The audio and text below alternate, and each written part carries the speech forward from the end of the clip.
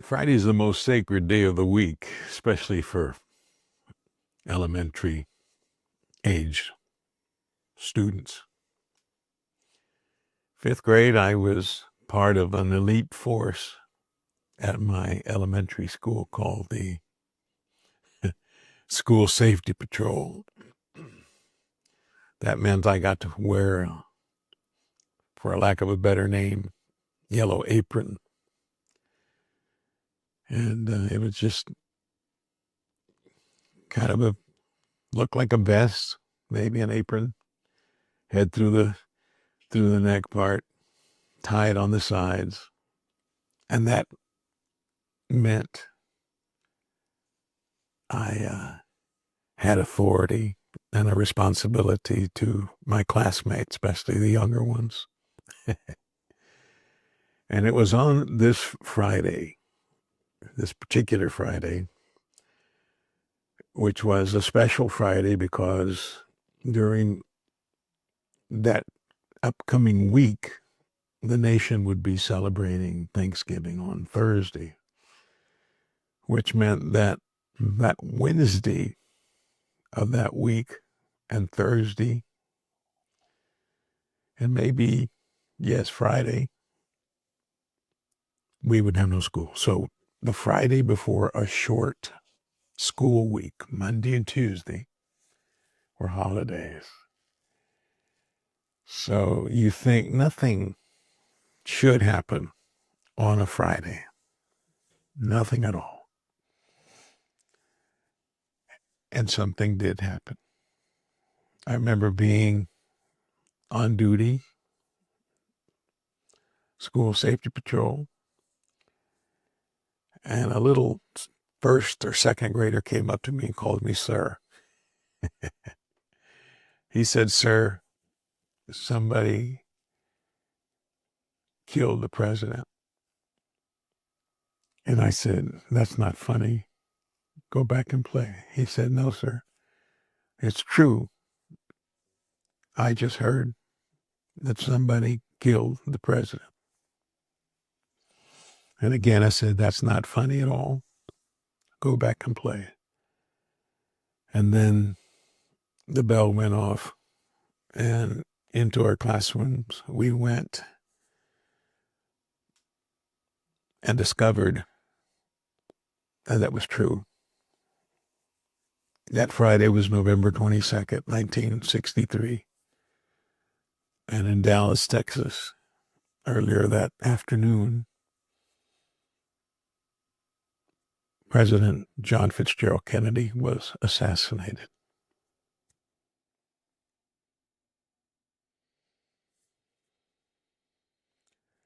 Well, this week, the nation lost the man who, for more years, can imagine he lived rent-free, for lack of a better word, his own hell. Because on that Friday, this gentleman was in Dallas. He was in the car right behind the presidential limousine. He was riding on the sideboard of that car. And when that shot rang out and he saw what was happening in the lead car, a presidential car, he saw Mrs. Kennedy stand up and reach toward the back. A lot of people thought she's trying to save her own life. She's trying to get out of the car. She's going to fall and injure herself if she falls out of the car. And this gentleman knew exactly what she was doing. He had seen that first bullet blasted a significant part of the president's head. And she saw where it had landed. And so she reached over to try to pick it up. And he was trained to run as fast as he could, ran to the trunk of that car, and made his way next to Mrs. Kennedy, Jacqueline Onassis Kennedy, Well, she was Onassis then. And she was protected by him the subsequent shots. And as you well know, the president died and was declared dead at Parkland Hospital in Dallas. The man's name that died this past week is Clint Hill.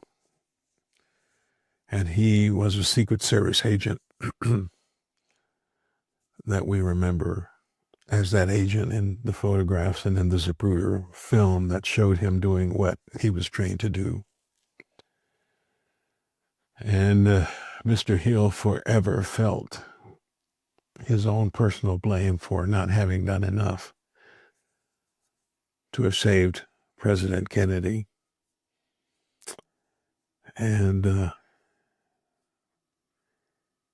many were the people who told him otherwise, that he had been brave, that he had done all he could, that he may very well have saved Mrs. Kennedy's life. And in fact, the Secret Service presented him the highest award he could have gotten a little after the assassination. Mr. Hill died at the age of 93. And death was probably that final relief that he probably had anticipated all those years. And it was the door finally opened from that living hell that he allowed himself to be in, because he shared in one of a couple of books that I believe he wrote about that experience, that as soon as he was able to retire from the Secret Service, he went to the basement of his home alone, and every single day would light up the first of many cigarettes and begin drinking the first of many bottles of scotch. It wasn't until 1982 that a doctor was able to convince him, Mr. Hill, to stop this behavior or that he would die. Imagine if Mr. Hill had been you, what would you have done? Or had Mr. Hill been me, I think life would have never been the same after seeing what he saw and experiencing what he experienced. But we humans are funny. We can comfort others, but find it difficult for others to comfort us. Pastors suffer the same. I'm thankful I've not been in situations, thank God, where I've needed it, but I remember being in a hospital bed. And one of my pastors, because I was a superintendent, one of my pastors came right over and was my pastor for those minutes that I spent in that place. And why is that? Why are we so hard on ourselves? Why is it that we can't take constructive criticism or compliments, for that matter, when people are trying to lift our spirits? We always will focus on the negative, even if it's just one negative comment will affect us for many days. Some are affected for the rest of their lives because of things people, without thinking, say to us. I'm reminded of the old story of a pastor of a church where a vote was needed to be hired as pastor of that church, and he heard that 603 people voted to hire him as their senior pastor, a very large church, and 4 had voted against. He spent that first year in that church trying to find out who those 4 people were, and then another year to try to please them, only to find that he was fired that second year. So, dear friend, as we talk about our best day ever and what life may throw at us, we need to hear what God may be telling us and what others try to tell us to lift our spirits, to help us with our attitude, and to help us with whatever it is that we are going through, knowing that they mean well. God have mercy on the ones that don't mean well and tell us things that are not true and are meant only to harm us, disarm us, and throw us under the bus. Their reward is coming. We forgive them, pray for them. So, if nothing else, hear this. Many are the people that love you. I raise my hand, I'm one of them.